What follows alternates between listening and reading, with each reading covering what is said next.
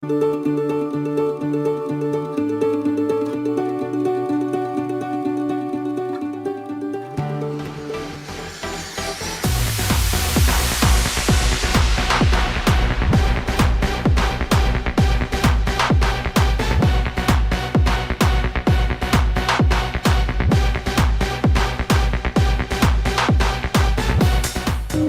Jarаны денсаулық менен баштала.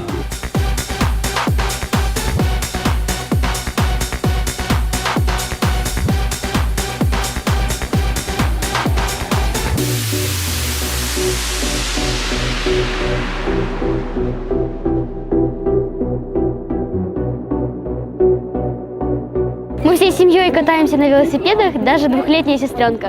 Это красивое подтянутое тело, плюс хорошая физическая форма, ну, если это человек уже в возрасте. А для молодых это необходимо. Велосипед – это и экономично, и полезно для здоровья. Всем рекомендую. Кыргыз Жараны, здоровье начинается с меня.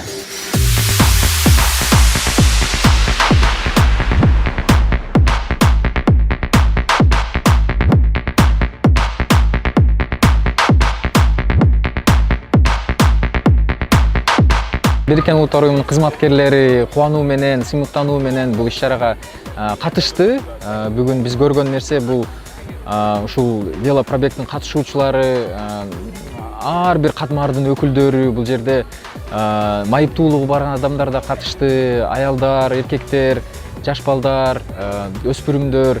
Иши кылып бүт Кыргызстандын коомунун өкүлдөрү мындайча айтканда катышып берди. Бул эмнени билдирет?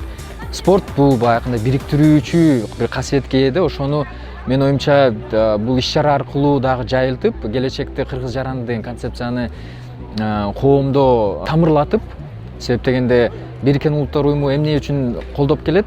Бул Кыргыз Жараны деген ушул адам укуктарына негизделген, ар бир коомдун, тобунун укуктарын сыйлаган бир коом түзүлсүн деген ниетте колдоп келет.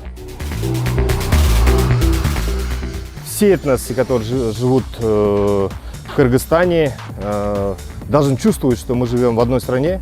Это наша страна. В этой стране есть толерантность и уважение. Велопробег в честь, собрались все этносы, по крайней мере, немножко покататься на велосипедах. Это и здоровый образ жизни, и такое хорошее мероприятие, которое объединяет нас всех.